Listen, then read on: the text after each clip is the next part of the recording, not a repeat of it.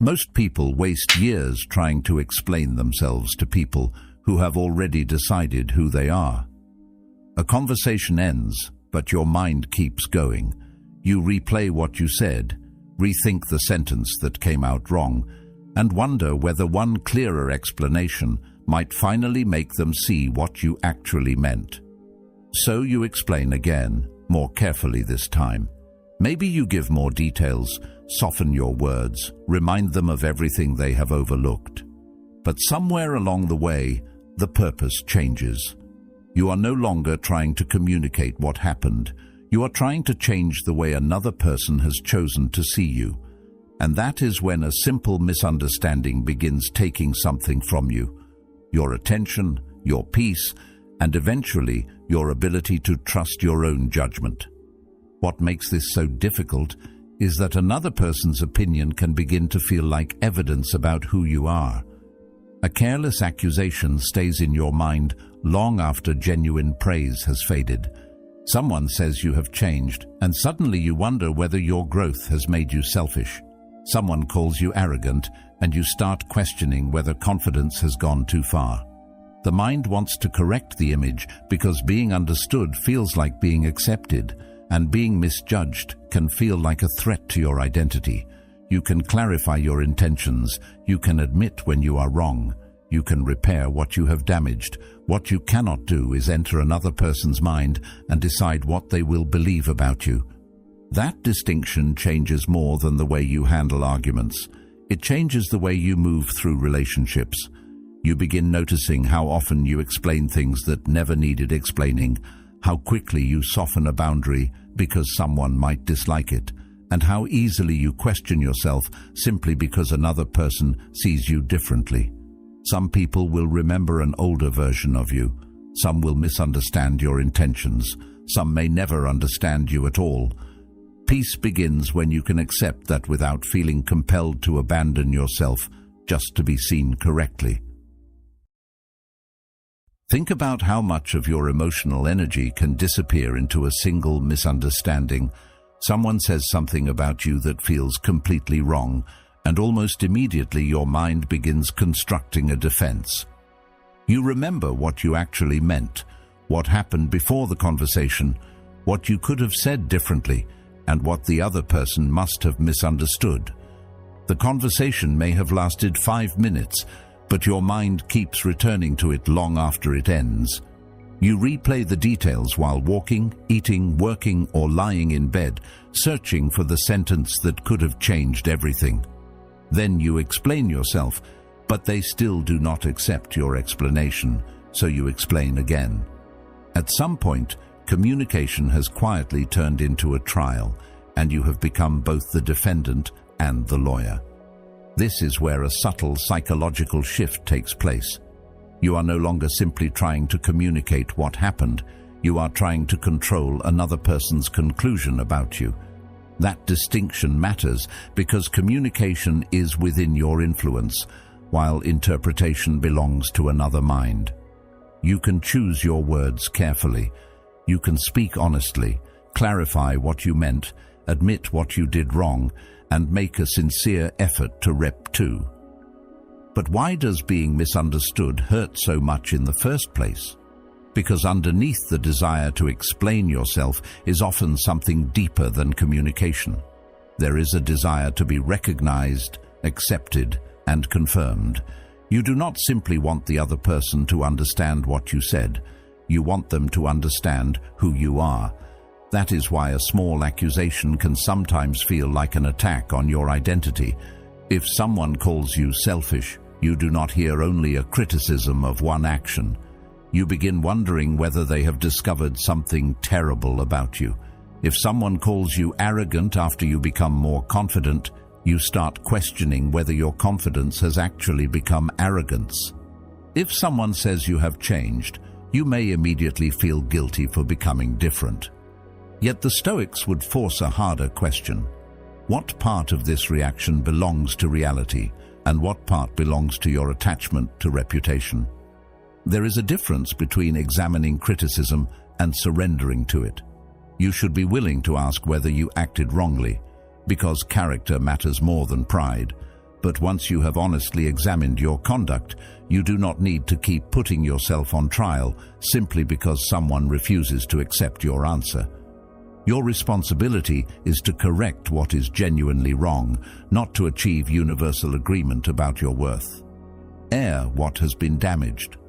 After that, something remains outside your hands. The other person may accept your explanation, reject it, misunderstand it, or continue believing something that you know is incomplete. None of those reactions can be commanded into existence. The Stoic discipline begins precisely here, in recognizing the boundary between your responsibility and everything beyond it. That does not mean misunderstanding is harmless, or that you should become indifferent whenever someone sees you incorrectly. Sometimes an explanation is necessary. A careless statement can damage trust. A false assumption can create distance between people who genuinely care about each other. There are moments when remaining silent would be less wise than speaking clearly. Seneca captured this discipline when he wrote, "We suffer more often in imagination than in reality." The mind can turn a misunderstanding into something far larger than the moment itself, especially when we begin imagining how another person sees us, what they might think, or what their judgment might mean for the relationship. Stoic discipline is not a refusal to communicate. It is a refusal to confuse communication with control. You explain because honesty requires explanation, not because you are entitled to a particular response afterward. You apologize because your actions deserve correction, not because an apology guarantees forgiveness. You clarify because the relationship matters, not because you can force another person to adopt your version of events. The difficulty appears when being understood becomes necessary for your emotional stability. You notice it when someone's opinion follows you long after the conversation is over. Their judgment starts becoming a question you repeatedly ask yourself. Did they really mean that? Do they think I am selfish? Do they still respect me? Should I have said something different? Maybe I should send another message. Maybe I should explain the whole situation from the beginning. A simple disagreement begins occupying an unreasonable amount of mental space. The mind keeps returning because it believes one more explanation will finally produce relief. But relief does not come, because the real problem is no longer the misunderstanding. The real problem is your attachment to resolving another person's perception of you. Once your peace depends on their interpretation, they have acquired influence over a part of your mind that was supposed to remain yours.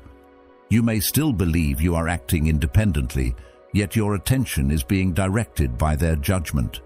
You become careful around them, not because caution is wise, but because you are anticipating how everything might be interpreted. You change your tone. You edit your reactions. You monitor your facial expressions. You begin explaining ordinary choices before anyone has even questioned them.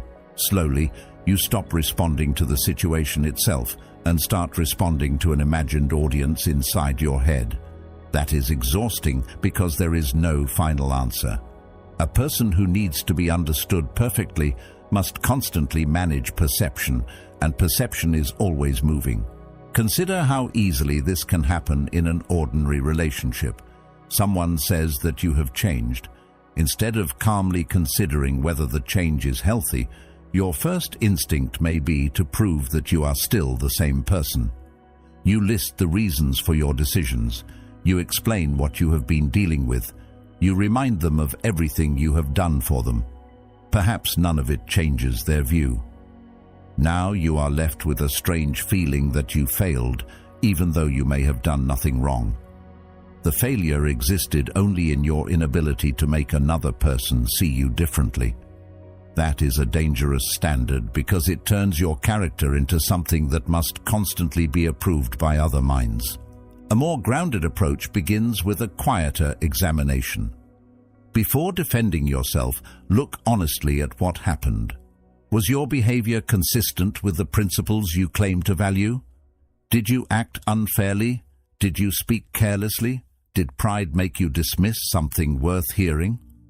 If the answer is yes, then correction is stronger than defensiveness. You do not become weaker by admitting an error.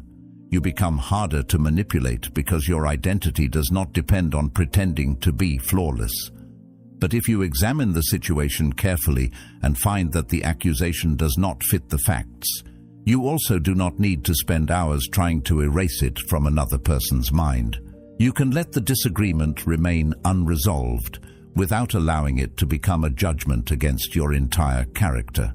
If this way of thinking gives you a little more clarity, consider subscribing. This is a way to stay connected to these reflections and return whenever you need a quieter place to examine your judgment, strengthen your discipline, and remember what is still within your control. This is one of the harder forms of self-control because the mind naturally wants closure. It wants the other person to say they understand. It wants the tension to disappear. It wants the final conversation, the perfect explanation, the moment when everything becomes clear. Sometimes that moment comes, sometimes it does not. Your task is to remain steady in both situations. You can leave a conversation knowing that you were honest, even if you were not believed. You can walk away from an accusation without carrying it home with you. You can accept that another person has the right to form an opinion, even when that opinion is unfair. Their freedom to judge does not create an obligation for you to live according to their judgment. That steadiness matters because your mind becomes quieter when it stops demanding a verdict from people who may never give one. You remain answerable to yourself, not their approval. That is where freedom begins. Being misunderstood hurts because it rarely feels like a simple disagreement about facts. It can feel like someone has reached into the private place where you keep your sense of who you are and returned with the wrong answer. A person says you are selfish, and suddenly you are not thinking only about what you did. You are examining your entire character. Someone calls you arrogant, and instead of considering one behavior, you begin questioning whether your confidence has become something ugly. Someone says you have changed, and a strange guilt appears, as though becoming different automatically means you have become worse. The accusation may be only a sentence, but the mind can turn it into a verdict. That reaction becomes stronger because human beings naturally want their inner experience to be recognized by others. We want our intentions to be visible. We want people to know that the silence had a reason, that the distance was necessary, that the decision came from careful thought rather than selfishness. Being understood can feel like confirmation that our version of ourselves is real. Being misunderstood can therefore feel like a threat to identity. The mind starts reaching outward for reassurance. You explain what happened. You provide details. You mention things the other person forgot. You remind them of your past behavior. You search for evidence that proves your character. For a moment, this can feel productive. Then you notice that the other person is still unconvinced, and the need to explain becomes even stronger. This is where a subtle trap appears. You can begin treating another person's opinion as evidence about yourself simply because they expressed it with confidence. Their certainty starts borrowing authority. If they sound convinced that you are selfish, perhaps you really are. If they insist that you have become arrogant, perhaps your confidence is misplaced. If several people react negatively to a change in your behavior, perhaps you should return to the version of yourself that made everyone comfortable. But criticism and truth are not the same thing. A judgment can contain useful information without becoming an accurate definition of your character. It can also be completely wrong. The difficult part is learning to examine it without either worshipping it or rejecting it automatically. But the process must also have an ending. Once you have examined your conduct honestly, you cannot keep reopening the case simply because someone else refuses to accept your conclusion. This is where many people lose their peace. They think self-reflection means endless self-suspicion. It does not. Reflection should make your judgment clearer, not keep you permanently on trial. If you acted badly, repair what you can. If you spoke carelessly, apologize. If you hurt someone, take responsibility. Then learn from it and continue. If you acted with reasonable care and your intentions were honest, you may still be disliked. You may still be criticized. You may still be misunderstood. None of those outcomes automatically mean that you failed. The distinction becomes especially important when reputation enters the picture. Reputation is built in other people's minds, and minds are not under your command. You can influence how you behave, but you cannot completely control how that behavior will be interpreted. One person sees confidence and another sees arrogance. One person sees independence and another sees distance. One person sees patience and another sees weakness. The same action can produce completely different impressions because people bring their own experiences, fears, expectations, and assumptions into what they observe. Expecting one universal interpretation is therefore an impossible demand. If you make your peace dependent on everyone reaching the same conclusion about you, you have created a problem that cannot be solved. This does not mean you should stop caring about how your actions affect others. That would be an easy excuse for selfishness disguised as inner freedom. Psychological strength is not the ability to dismiss every criticism. It is the ability to remain open without becoming controlled. Listen carefully. Consider the evidence. Separate the useful part from the emotional noise. Then decide what deserves a response. Someone may tell you that your behavior hurt them, and that deserves attention, even if their interpretation of your motives is inaccurate. Someone may accuse you of something you did not do, and that does not require you to accept their story as your identity. The mature response lives between defensiveness and submission. This balance requires real discipline. Once you understand that another person's judgment does not have to become your identity, you begin noticing how quickly people turn each other into simple characters. A person becomes the quiet one, the reliable one, the difficult one, the funny one, the sensitive one, the responsible one, the one who always says yes, or the one who never complains. Repetition gives these descriptions weight. People eventually respond to the version of you they already know. Your past becomes a filter through which your present is interpreted. That can create a strange kind of pressure. You may want to change, but the people around you have become comfortable with your old behavior. If you suddenly become more disciplined, someone may call you obsessive. If you stop accepting disrespect, someone may say you have become difficult. If you become less available, someone may accuse you of no longer caring. Sometimes those reactions are unfair. Sometimes they contain useful information. As Marcus Aurelius wrote, "You have power over your mind, not outside events. Realize this, and you will find strength." Their reactions may tell you something worth considering, but they do not get to decide what those reactions mean or who you should become. The important thing is that neither reaction should automatically determine your behavior. You have to examine the situation for yourself. A label can be informative without becoming a command. Think about how easily this happens in ordinary relationships. If you have always been the person who solves everyone's problems, people may naturally come to you whenever something goes wrong. At first, helping feels meaningful. Then you become tired and start saying no. Suddenly, your refusal feels like a change in character to the people who benefited from your constant availability. They may simply be surprised that the familiar arrangement is disappearing. Their reaction can still feel personal because they are responding to a version of you that no longer exists. This is where psychological independence becomes important.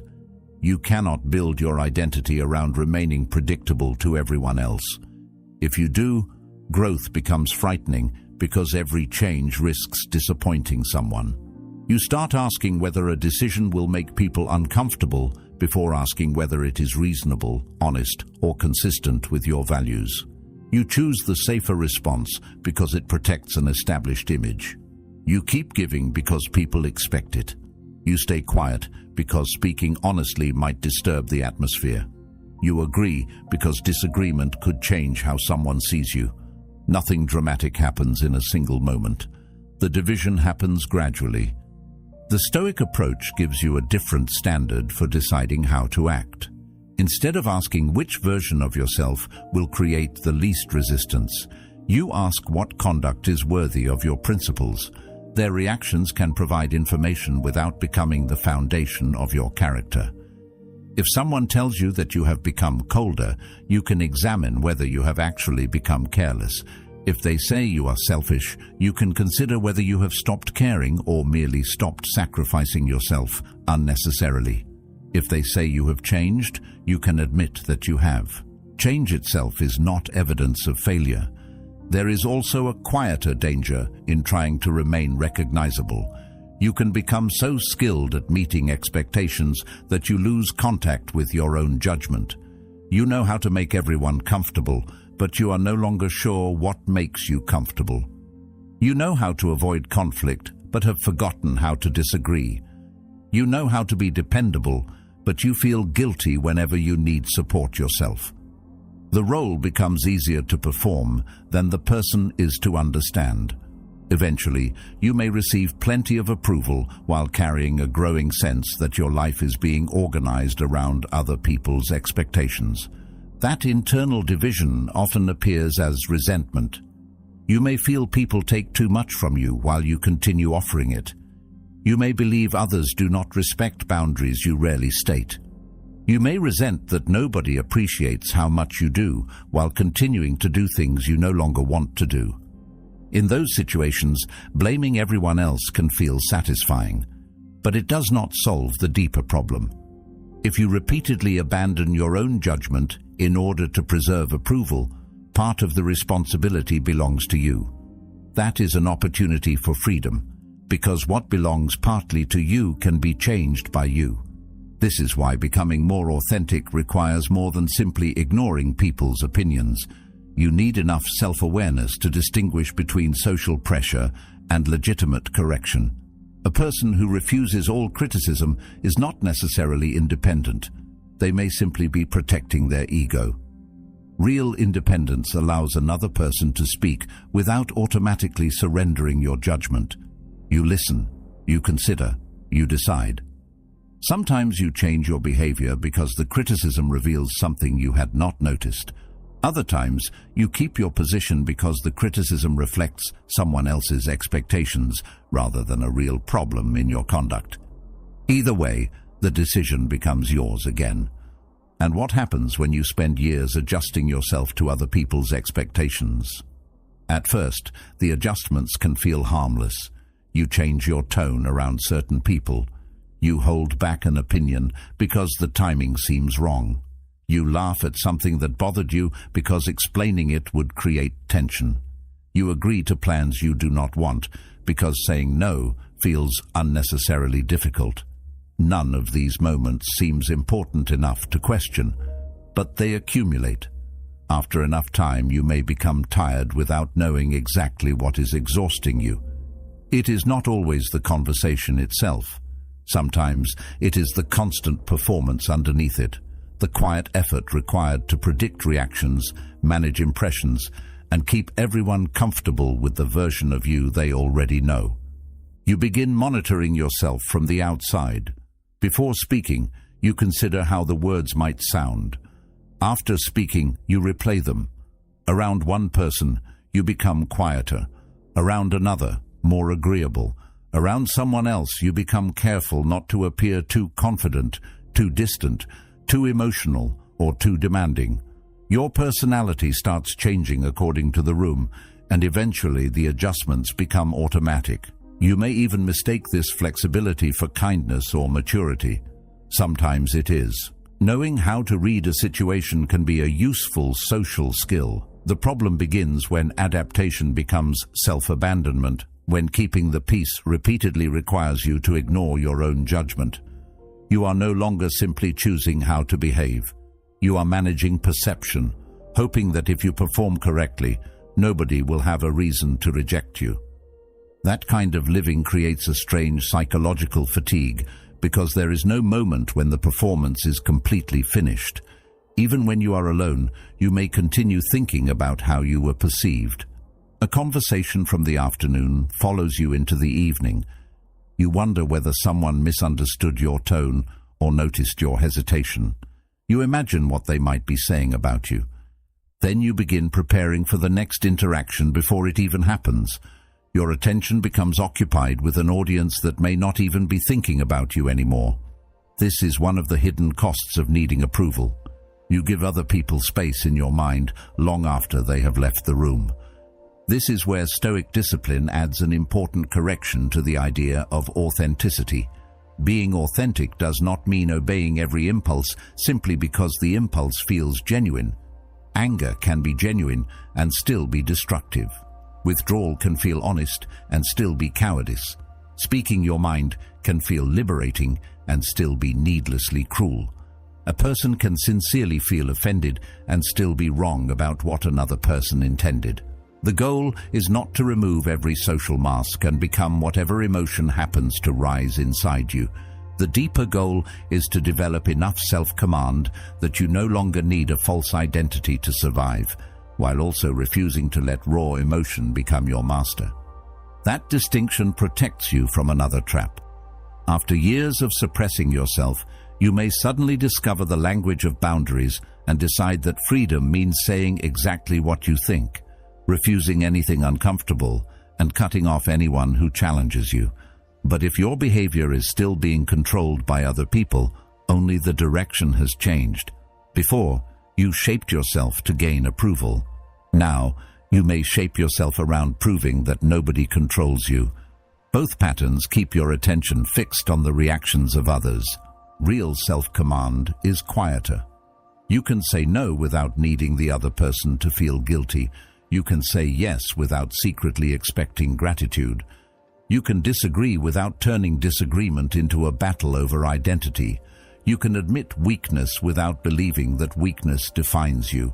You can hear criticism without immediately becoming defensive, and you can reject unfair criticism without needing to punish the person who offered it.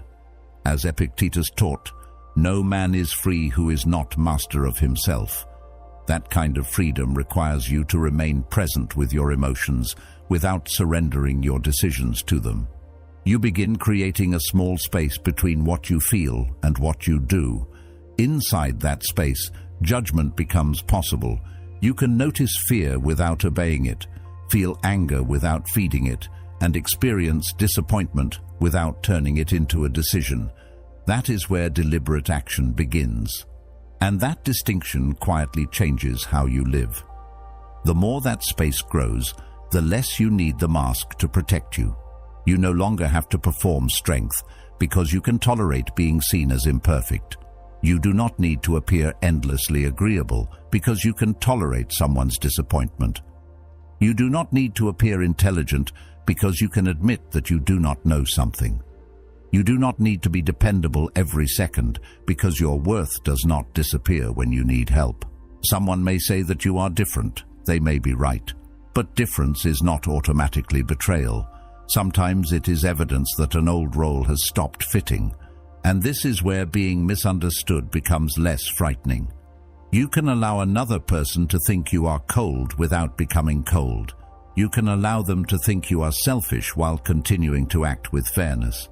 You can accept that someone may prefer the older version of you without returning to it simply to restore their comfort. As Epictetus taught, it is impossible for a man to learn what he thinks he already knows. That reminder applies here as much to self-judgment as it does to the judgments of others. Your task is to keep examining your conduct. If you become harsh, correct it. If you become selfish, correct it. If you become avoidant, face what you are avoiding. But do not confuse someone else's discomfort with proof that you have done something wrong. A mask falls away properly when you replace performance with principle. You become honest without becoming reckless, firm without becoming cruel, independent without becoming isolated, and calm enough to let people misunderstand you without turning their misunderstanding into your identity. Then you begin seeing relationships differently. Some people genuinely want to know you, while others may be attached primarily to the role you play in their lives. You may have become the listener, the rescuer, the person who always forgives, the person who never says no, or the one who constantly provides reassurance. These roles can feel like love because they often begin with good intentions. You help because you care. You listen because someone needs you. You forgive because holding resentment feels exhausting. But when a role becomes expected, something changes. What was once freely given starts becoming socially required. And the moment you stop providing it, the relationship may suddenly feel different. That change can be painful because it forces you to separate genuine connection from familiarity. A person may not be trying to control you. If you were always available, your absence feels strange. If you always solved problems, your refusal feels like rejection. If you constantly absorbed someone's frustration, your decision to step back may seem uncaring.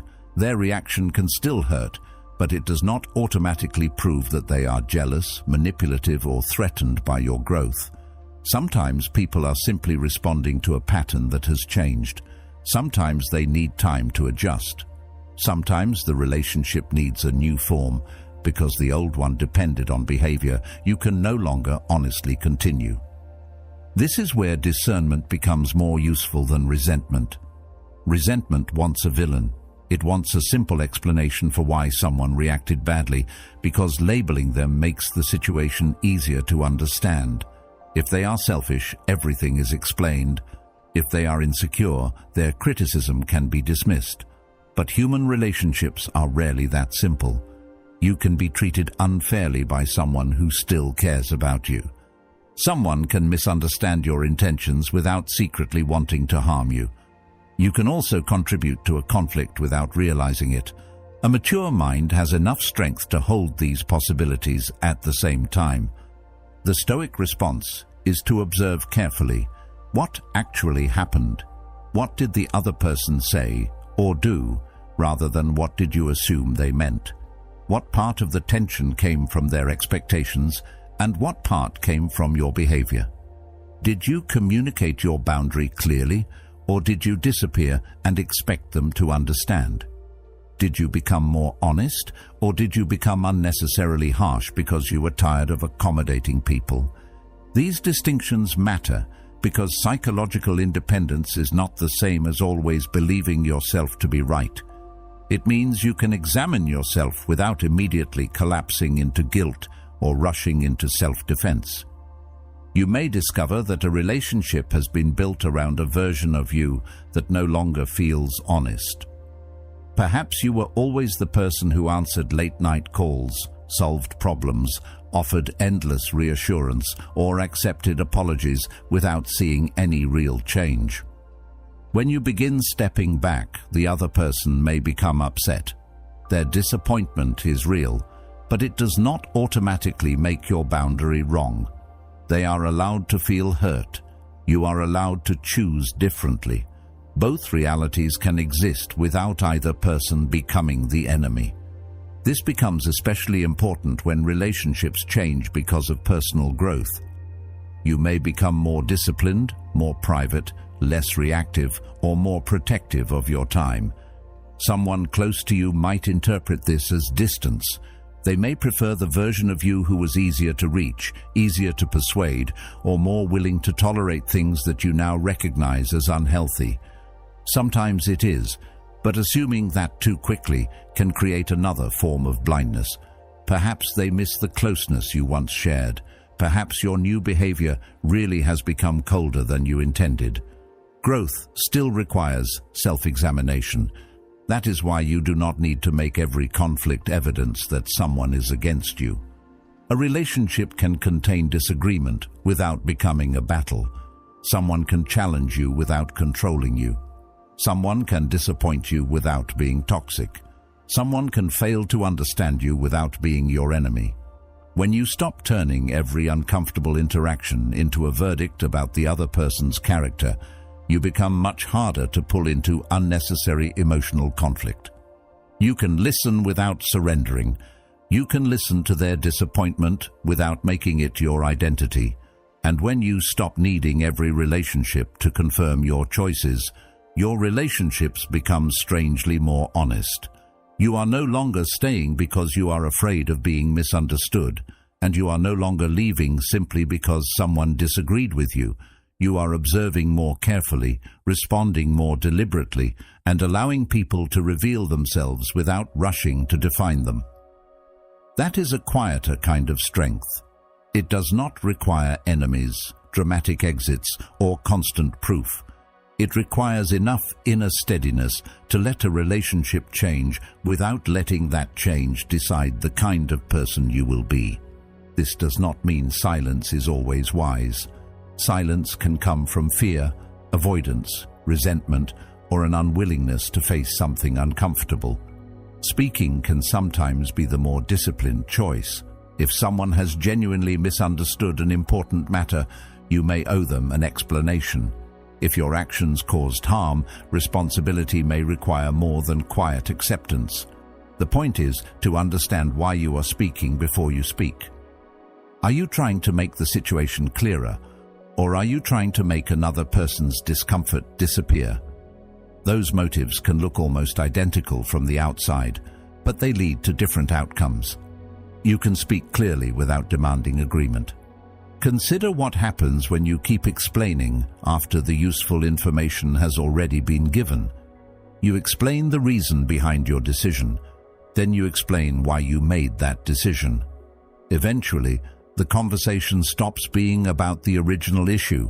It becomes an attempt to manage their perception of you. You may think you are defending your truth, but underneath that defense can be a quieter demand. Please see me correctly. Please remove the uncertainty this conversation created inside me. Your peace cannot depend on winning that private argument. The more important that confirmation becomes, the more power their reaction gains. This is why restraint can be more powerful than another explanation. You can say what needs to be said and allow the other person to decide. That requires accepting an uncomfortable possibility. They may still misunderstand you. They may disagree with your reasons. They may continue telling themselves a story about you that you consider inaccurate. Your instinct may be to keep pushing until their resistance breaks, but that is where self-control becomes relevant. The Stoic approach makes this distinction especially clear because it places judgment before reaction. An impression appears, emotion follows, and then the mind has a choice about what to do with both. Someone says something unfair, and anger rises. The feeling itself is not a moral failure. As Aristotle observed, anyone can become angry, that is easy, but to be angry with the right person, to the right degree, at the right time, for the right purpose, and in the right way, that is not easy. You can notice the anger without letting it write the message, choose the words, or determine the length of the argument. Sometimes the strongest response is a calm explanation. Sometimes it is a brief correction. Sometimes it is silence. You remain free to choose your response carefully. The strength comes from choosing rather than reacting. This also changes how you receive criticism. When you no longer need to defend yourself automatically, you can finally listen. You become more capable of understanding others. A criticism that once felt like an attack can become information you are free to examine. The person may be wrong, or they may have noticed something you did not. You can separate the useful part from the rest. If you find that you were wrong, you can admit it without feeling that your identity has collapsed. If the criticism is unfair, you can reject it without spending the day trying to prove that you are innocent. That ability keeps criticism from becoming either a weapon or a blind spot. That is a much deeper form of confidence than simply believing everyone else is wrong. Anyone can protect their ego by dismissing criticism. Real confidence allows the possibility of being mistaken without becoming terrified of it. You can say, "I was wrong," and still remain steady. You can say, "I disagree," and still remain respectful. You can understand why someone sees it that way without adopting their conclusion. A person who does not need to be perfect has far less reason to manipulate perception. You can remain open without becoming emotionally exposed to every opinion. As this becomes natural, your conversations begin changing. You stop filling silence because you are afraid of what silence might communicate. You stop adding explanations after someone has already heard you. You stop arguing simply because someone has the wrong opinion of you. More importantly, you begin listening without preparing a defense. Carl Jung captured something essential about this inner shift when he wrote, "Everything that irritates us about others can lead us to an understanding of ourselves." Instead of treating every uncomfortable reaction as something that must be defeated, you begin observing what it reveals, both about the other person and about yourself.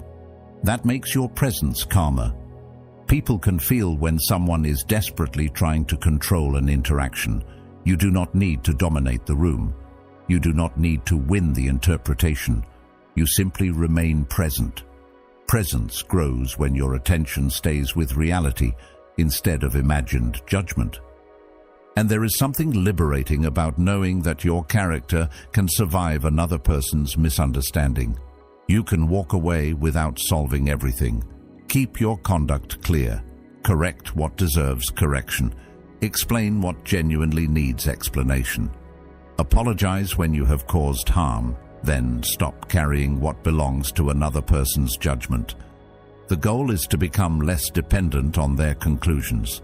Once that dependence weakens, your mind becomes quieter, your reactions become more deliberate, and your attention returns to the only place where it can actually do something useful, the way you choose to live. That is where composure becomes real. You do not need to convince everyone of who you are. Let your actions speak where words no longer can. Let your character remain steady when opinions change, and let misunderstanding pass without taking your peace with it. The freedom you are looking for may begin the moment you stop asking to be seen correctly and start becoming someone you can respect when no one else understands. Thank you for being a part of Stoic Journal. If you want to continue, choose one of the suggested videos on the screen and keep walking the path toward greater discipline, clarity, and peace.